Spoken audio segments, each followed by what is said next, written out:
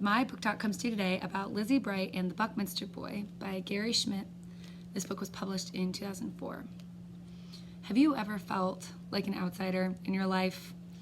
Maybe you were starting at a new school or a new club, or you were new to town.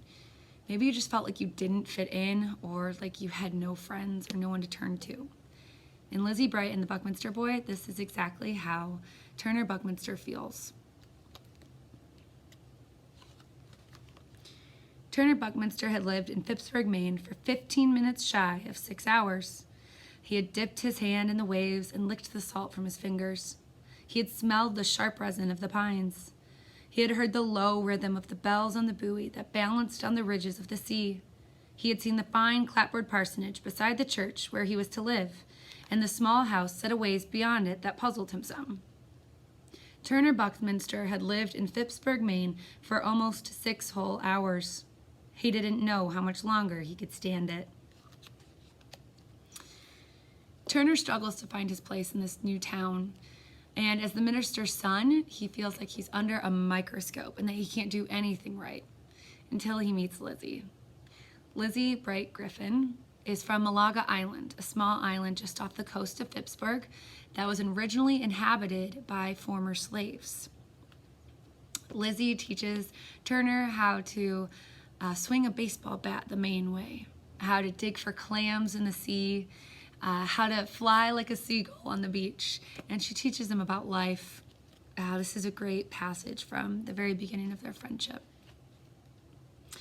And that was when Turner suddenly knew that he was late for dinner, that Reverend Buckminster would be figuring that he'd fallen into some rocky chasm or drowned in the sea, or worse yet, that he'd come up with some other way to embarrass the new minister. And he figured that when he showed up alive after all, his father would stand on the porch and look at him in a way that said Turner would never be the kind of son he had hoped for. It would be as loud as if he had just announced it from the pulpit. Lizzie Bright Griffin, do you ever wish the world would just go ahead and swallow you whole? Sometimes I do, she said, and then smiled. But sometimes I figure I should just go ahead and swallow it. And she held her arms out wide as if she would gather it all in. And for a moment, Turner had no doubt that she could. She changes his whole life, brings him joy he never imagined he could find in Phippsburg.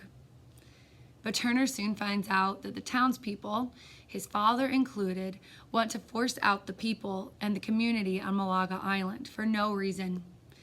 They want to tear down their shacks and their shanties and the community and the village that they've created there and lived in for years.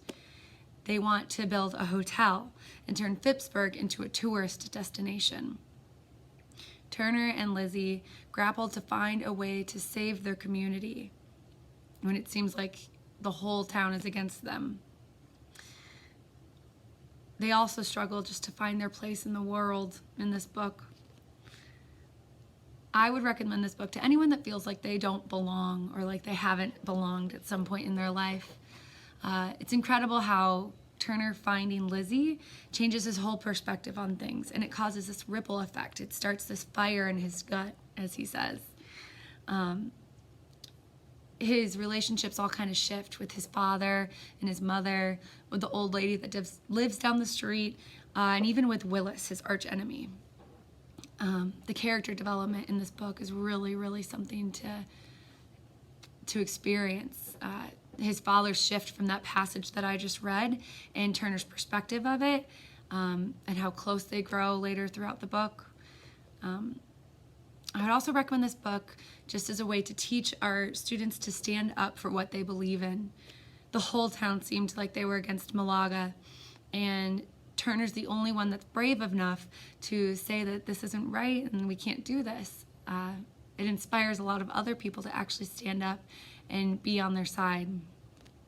And lastly, I would recommend this book just for Gary Schmidt's beautiful writing, the way he brings nature to life, the way he describes the sea breeze. It's almost like another character in the book, and the way he describes the whales in the sea, and the way he describes like the seasons changing and the leaves in the trees. It's just so beautiful. So Lizzie Bright and the Buckminster Boy.